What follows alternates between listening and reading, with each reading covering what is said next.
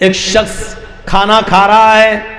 पढ़िए मुस्लिम शरीफ की हदीस, एक शख्स खाना खा रहा है और वो बाएं हाथ से खाना खा रहा है।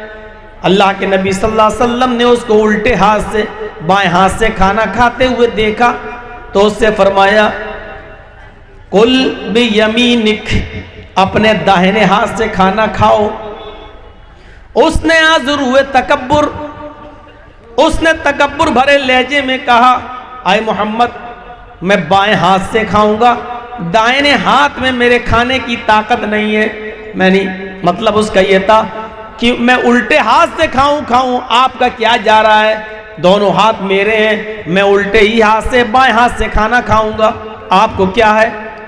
अल्लाह के नबी ने फरमाया, उसकी इस तकब्बुराना जुमले को देखा तो अल्लाह के नबी ने कहा अल्लाह करे कि तेरा दाहिना हाथ खाने के लायक ना रहे।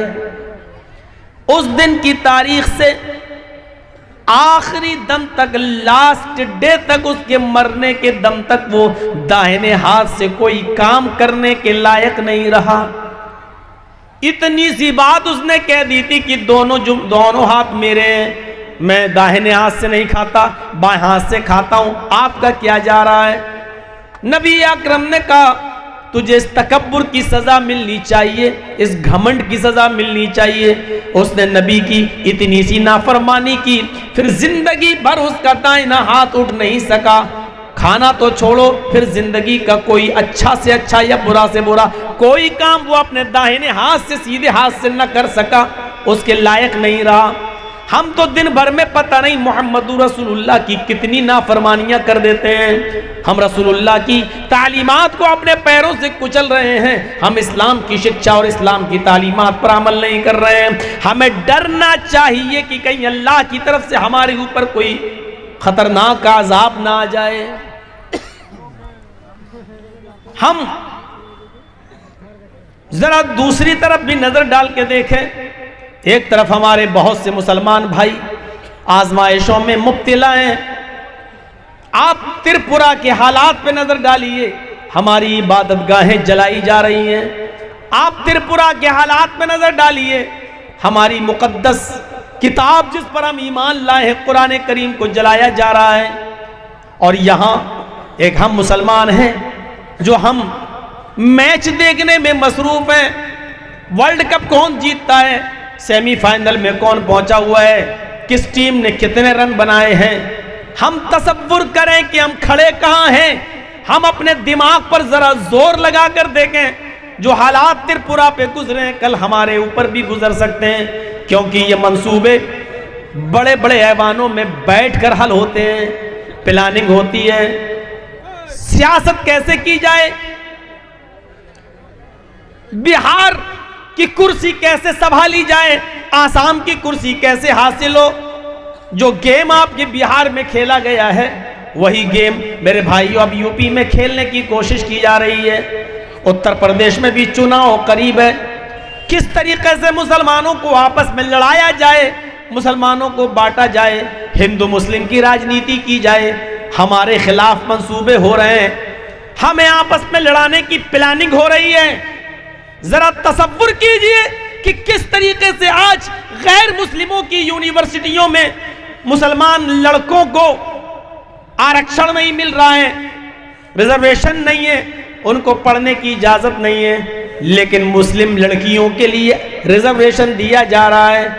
अकलियत का नाम देकर मुस्लिम लड़कियों को यह कहा जा रहा है कि तुम एडमिशन ले सकती हो, और मुस्लिम कॉलेज और कॉलेजेस में पढ़ने वाले लड़कों से ये कहा जा रहा है कि तुम मुस्लिम लड़कियों को अपने प्यार, अपने लव, अपने प्यार के चंगुल में उनको फंसाओ, उनको लाओ, फिर उनसे कोर्ट मैरिज करो, शादियां करो और एक दो बच्चे पैदा करके उनको तलाक दे दो, ताकि उनके बतन से, उनके पेट से हमारी तादाद बढ़ जाए, और फिर उनको तलाक देकर छोड़ दो, न वो अपने घर की रहें न यहाँ की रहें। ये मंसूबे हो रहे हैं, ये प्लानिंग बनाई जा रही है, लेकिन हम अभी तक इस्लाम के मिजाज को नहीं समझ पा रहे हैं और गैर मुस्लिमों की साजिशों को आज हम समझने के लिए तैयार नहीं हैं।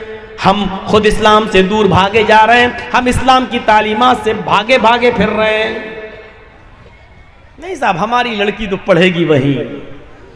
कितना अच्छा काम किया जा रहा है, मुस्लिम लड़कियों को कॉलेज में पढ़ने के लिए जगह मिल रही है, यूनिवर्सिटी में। इसके पीछे साजिश क्या है, उस साजिश को हम नहीं समझ पा रहे हैं, नहीं समझेंगे। माशाअल्लाह, ये सरकार बहुत अच्छा काम कर रही है। देखिए कितना अच्छा, हमारी मुस्लिम लड़कियों को इतना रिजर्वेशन दिया है, लड़कों को क्यों नहीं दिया जा रहा है? हमारी लड़कियां MBBS में आ रही हैं, BUMS में आ रही हैं, PhD में आ रही हैं, उनको कॉलेज में लिया जा रहा है, लेकिन लड़कों को रिजेक्ट कर दिया जा रहा है। इसके पीछे साजिश क्या है, ये हमारी समझ में नहीं आ रहा है। इसके पीछे की साजिश देखना है तो नागपुर में बने हुए हेडक्वार्टर से सीखिए, और वहां की प्लानिंग वहां होती है, और वहां प्लानिंग के ऊपर आपका केंद्र, आपकी सरकार और दिल्ली में बैठी हुई सरकार नागपुर हेडक्वार्टर के मशवरे पर अमल करती है, लेकिन इस साजिश को हम नहीं समझ पाते। हम इसी में पड़े हुए हैं कि हमारी बात कौन कर रहा है। हम ये नहीं समझ पा रहे हैं कि हमारा छोटा नुकसान किसमें है और बड़ा नुकसान किसमें है। हमारी अकल में यह बात नहीं आ रही है, हम समझने के लिए तैयार नहीं है। हम यह भी नहीं समझ पा रहे हैं कि बड़े नुकसान से हम अपने आप को बचाएं तो कैसे बचाएं। दो चीजें जब हमारे सामने हो और एक तरफ यह हो कि नुकसान दोनों में हो, हमारा फायदा किसी में ना हो, तो वहां यह देखा जाता है कि कम नुकसान उठाना पड़े और बड़े नुकसान से हम अपने आप को बचा लें। लेकिन इतनी भी समझ आज हमारे अंदर नहीं रही कि हम अपने आप को बड़े नुकसान से बचाएं या छोटे नुकसान से बचाएं।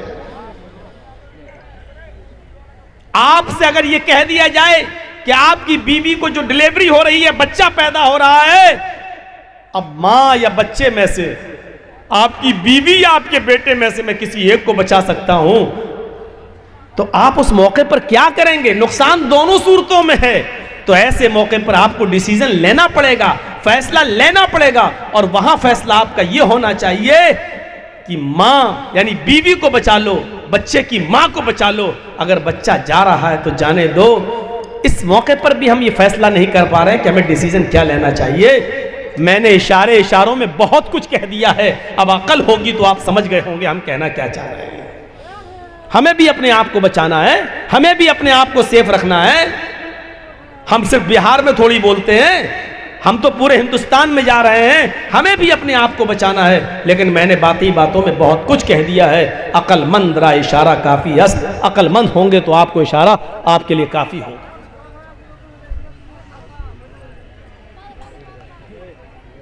दीन इस्लाम की खुसूसियात ऐसी हैं कि जिनको देखकर हर कोई इस्लाम के करीब होता चला गया। मुझे बताइए कि वो कौन सी चीज थी और कौन सी खुसूसियत थी जिसने डॉक्टर भीमराव अंबेडकर को इस्लाम के करीब कर दिया था। वो भीमराव अंबेडकर जिन्होंने भारत का संविधान लिखा है, और आज भी भारत का संविधान उन्हीं का लिखा हुआ है, जिस पर आज हमारी सरकार भी चल रही है, सुप्रीम कोर्ट भी चल रहा है। और आसानी के साथ डॉक्टर अंबेडकर के बनाए हुए कानून को बदलने की हिम्मत किसी में नहीं है। आसानी के साथ बदलने की कोशिश तो हो रही है। आरएसएस अपना कानून थोपना चाहती है, अपना कानून बनाना चाहती है, लेकिन अभी इतना आसान नहीं है। वो भीमराव अंबेडकर, वो कौन सी चीज थी जिन्होंने भीमराव अंबेडकर को इस्लाम के करीब कर दिया था? वो भीमराव अंबेडकर जो इस बात से दूर हो गए थे अपने हिंदू धर्म से कि उन्होंने ऋग्वेद के अंदर यह पढ़ लिया था कि ब्रह्मा ने अपने मुंह से ब्राह्मण को पैदा किया, अपने हाथों से छत्री को पैदा किया, अपनी रान से, अपनी थाई से, अपनी जांग से वेश को पैदा किया, और अपने पैरों से शूद्र को पैदा किया, हरिजन को, शूद्र को पैदा किया। चूंकि डॉक्टर भीमराव अंबेडकर नीची जाति से आते थे। उन्होंने उसी वक्त से यह अंदाजा लगा लिया कि ऋग्वेद का ये मंत्र अल्लाह की तरफ से, ईश्वर की तरफ से नहीं है। ईश्वर की तरफ से होता तो ये ना होता कि किसी को ब्रह्मा ने अपने मुंह से पैदा किया, किसी को अपने हाथों से किया, किसी को अपनी रान से किया, किसी को अपने पैरों से किया। उन्होंने और भी धर्म का मुताला किया, लेकिन कोई धर्म उनको समझ में नहीं आया। उन्होंने इस्लाम को पढ़ा, कुरान को पढ़ा, इस्लाम को पढ़ा और जनाब मोहम्मद रसूलुल्लाह सल्लल्लाहु अलैहि वसल्लम के आखिरी खुतबे हज्जतुल विदा के खुतबे को पढ़ा तो समझ गए कि हमें हमारी मंजिल मिल गई। खुतबा क्या था? कुल्लुकुम बनी आदम व आदमु मिन तुराब।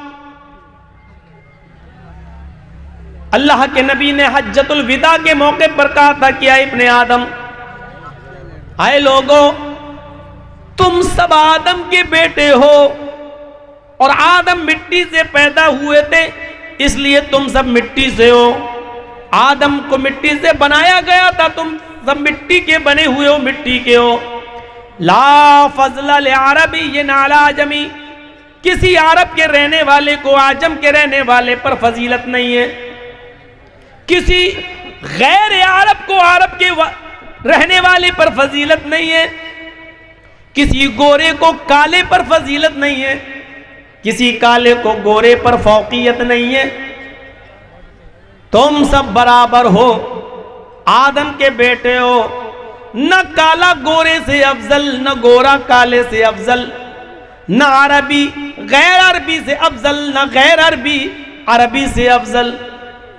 तुम सब इंसान हो, आदम की औलाद हो और आदम मिट्टी से बने थे, तुम सब मिट्टी के हो, सब बराबर हो। इल्ला बित्तक़वा, अल्लाह की नजर में बड़ा वो है जो अल्लाह से सबसे ज्यादा डरने वाला है।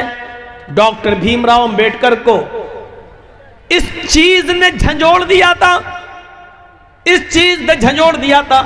डॉक्टर अंबेडकर ने पढ़ा था कि फारस का हबशा का रहने वाला एक शख्स है, शक्ल सूरत उसकी कोयले से ज्यादा काली है, होठ उसके मोटे मोटे हैं, नाम उसका बिलाल है। डॉक्टर अंबेडकर ने पढ़ा था कि जब खाने काबा में आजान देने की बारी आई तो अल्लाह के रसूल ने आजान देने के लिए हजरत बिलाल को चुना था। खाने काबा की चाबी बिलाल के हाथ में दी गई थी और आजान देने की जिम्मेदारी बिलाल की को सौंपी गई। दीन का इतना बड़ा अहम काम बिलाल दे रहे हैं, अंजाम दे रहे हैं। वो बिलाल के जिनके होंठ बड़े बड़े, जिनकी शक्ल काली, हदीस की किताबें जिनको कोयले से भी ज्यादा काला कहती हो, वो बिलाल जिनका रिश्ता कोई लड़की कबूल नहीं करती, लेकिन जब बिलाल को आजान देने की चाबी दे दी गई और बिलाल को मस्जिद मक्के में खाने काबा में जब आजान देने का हुक्म दिया गया और जनाब मोहम्मद रसूलुल्लाह को जब मेराज हुई, जन्नत और जहन्नम का मुआयना करके जब वापस आए तो आने के बाद फरमाया, बिलाल तुम ऐसा कौन सा अमल करते हो, अल्लाह तुम्हारे इस अमल से इतना खुश हुआ, इतना खुश हुआ कि मुझे जन्नत दिखाई। जब मैंने जन्नत में देखा तो जूतों की आवाज आ रही थी। मैंने पूछा, जिब्रील ये किसके जूतों की आवाज है? जिब्रील ने बताया कि यह हजरत बिलाल के जूतों की आवाज है। वही डॉक्टर अंबेडकर जब ये पढ़ता है कि काले कलूटे इंसान को, एक हबशी नस्ल इंसान को इस्लाम आजान देने की इजाजत देता है। हमारे मंदिरों में ब्राह्मण अगर जाए तो छत्री को आने की इजाजत नहीं, छत्री आए तो वेश को आने की इजाजत नहीं, वेश जब आ जाए तो शूद्र को जाने की इजाजत नहीं। उसने जब ये पढ़ा तो इस्लाम उसके दिल के अंदर घर कर गया और डॉक्टर अंबेडकर ने इस्लाम कबूल करने का इरादा जाहिर कर दिया। ये वही अंबेडकर है जिसने कुरान को पढ़ा, और पढ़ते पढ़ते कुरान की इस आयत को हिंदी में अनुवाद करके पढ़ने लगा। या अय्युहन्नास इन्ना खलकनाकुम मिन ज़करिन व उन्सा व जअलनाकुम शुऊबन व क़बाइल लितआरफू।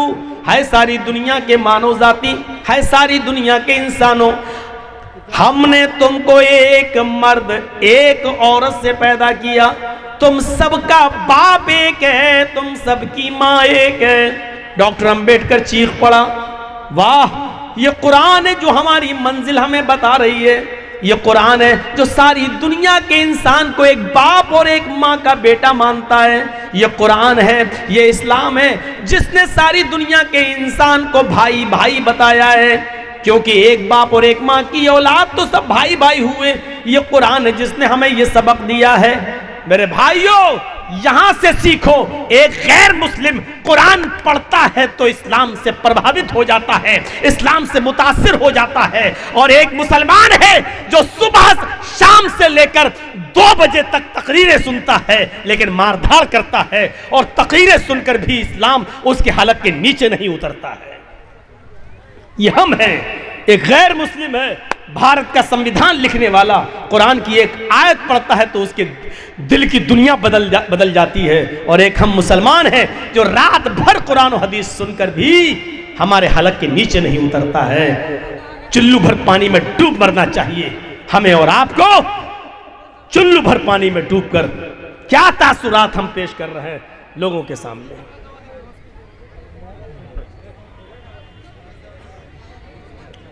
हमें अपनी जिंदगी में चेंजिंग लाना होगा, हमें अपनी सोच बदलना होगी।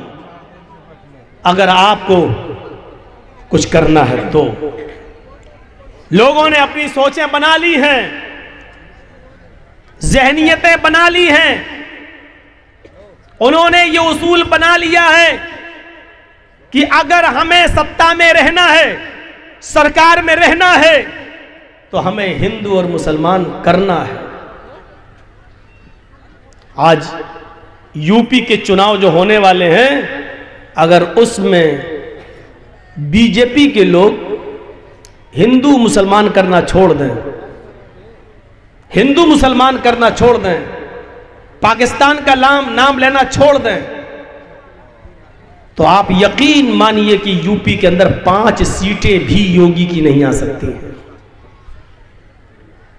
लेकिन उन्होंने अपना जहन बना लिया है, अपनी सोच बना ली है। मौलाना कलीमुद्दीन साहब को गिरफ्तार करके एक मैसेज दे दिया है कि यूपी के आने वाले चुनाव में अभी हम और मौलवियों को भी गिरफ्तार करेंगे, क्योंकि हमें चुनाव ऐसे ही जीतना है। कोरोना काल के अंदर मरकज निजामुद्दीन के सिपहसालार और कायदे आजम मौलाना साद का नाम उछालकर उन्होंने ये मैसेज दे दिया है कि हमें सरकार में दोबारा वापस आना है तो हमें हिंदू मुसलमान करके ही वापस आना है, मुस्लिम संस्थाओं को बदनाम करके ही हमें आना है। आपने क्या सोच बनाई है, आपकी फिक्र क्या है, आपकी जहनियत क्या है, ये आपको तय करना होगा, आपको सोचना होगा। कौन सोचेगा ये? उन्होंने अपनी जहनियत बता दी है। आपके जहनों में क्या है, ये आपको तय करना होगा। आपको डॉक्टर अंबेडकर से सीखिए, क्या थी इस्लाम की खुसूसियत। आज भी इस्लाम की खुसूसियत यही है जिसके दुनिया दंग रह गई है, और इसीलिए मस्जिदें बनने नहीं दी जा रही हैं। हमारी मस्जिदों को इसीलिए तोड़ा जाता है, जलाया जाता है, शहीद किया जाता है, क्योंकि इससे मसावात का दर्स मिलता है जो गैर कौमें इसको देखना नहीं चाहती हैं। किसी भी मंदिर में घुस जाओ, एक साथ बैठकर सारे पंडितों को और सारे हिंदू भाइयों को आपने एक साथ पूजा करते हुए नहीं देखा होगा। वो करने के लिए तैयार भी नहीं है। उनकी प्रॉब्लम तो यही है, उनकी परेशानी तो यही है कि ये मुसलमानों की मस्जिदों में लोग एक साथ नमाज पढ़ते हैं, एक साथ झुकते हैं, एक साथ खड़े हो जाते हैं, एक साथ उठते हैं, एक साथ बैठते हैं। हमें देखता है बाजार में हमारा दुश्मन तो चेहरा घुमा लेता है, दूर भाग जाता है, वो हमसे आंखों से आंखें मिलाने के लिए तैयार नहीं है। लेकिन अल्लाह का घर एक ऐसा घर है जहां दुश्मन भी जाता है, दोस्त भी आता है, लेकिन दुश्मन दुश्मन से आंखें नहीं चुराता है। एक विरोधी दूसरे विरोधी को मस्जिद से निकाल नहीं सकता है, भगा नहीं सकता है। वो ये भी नहीं कह सकता है चल हट पहले हम नमाज पढ़ेंगे, तू बाद में नमाज पढ़ लेना, अभी हट मैं मस्जिद में आया हूं, तू अभी इस मौलवी के पीछे नमाज नहीं पढ़ सकता है, तू बाद में आना। वो जानता है यही तो प्रॉब्लम है गैर मुस्लिमों की कि वो हमारी मस्जिदों में इत्तेहाद देखते हैं, समानता देखते हैं, बराबरी देखते हैं, दुश्मन को दुश्मन से आंख मिलाते हुए देखते हैं, पैरों से पैर मिलाते हुए देखते हैं, कांधे से कांधा मिलाते हुए देखते हैं। उनको ये चीज हजम नहीं होती है। यही तो खुसूसियत थी इस्लाम की जिससे दुश्मन भी परेशान है। लेकिन अफसोस ये हमारे इत्तेहाद से, हमारी इज्तिमाइयत से, हमारी एकता से गैर मुस्लिम परेशान है। लेकिन चुनाव के मौके पर हमारी एकता कहां चली जाती है, इलेक्शन के मौके पर हमारा इत्तेहाद कहां चला जाता है, हमारे वोटों का बंटवारा क्यों हो जाता है। जिस इस्लाम ने उठते बैठते लेटते सोते जागते खाते पीते हमें इत्तेहाद सिखलाया हो, इज्तिमाइयत सिखलाई हो, ज़कात हो तो इज्तिमाइयत कि गरीबों का ख्याल रखो, नमाज हो तो इज्तिमाइयत कि सब आपस में एक दूसरे के साथ मिल जाओ, हज का मैदान तो इज्तिमाइयत की पूरी दुनिया का इंसान एक ही मैदान में जमा है। अरफात के मैदान में काला भी है, गोरा भी है, अमीर भी है, गरीब भी है, फकीर भी है, गनी भी है, लंबा भी है, छोटा भी है, ठिगना भी है, ऊंचा कद भी है। हर किस्म के लोग एक ही मैदान में जमा हो गए। ईद के दिन सब एक साथ जमा हैं, बकरा ईद के दिन एक साथ जमा हैं। जिस इस्लाम ने हमें इज्तिमाइयत का दर्स दिया था, पाठ पढ़ाया था, इलेक्शन के मौके पर वो दर्स कहां चला जाता है, हमारी एकता कहां चली जाती है, हमारी अखंडता कहां खत्म हो जाती है, हमारे वोटों का बंटवारा कैसे हो जाता है। फिर जो हम नहीं चाहते वही चीज फिर वजूद में आ जाती है।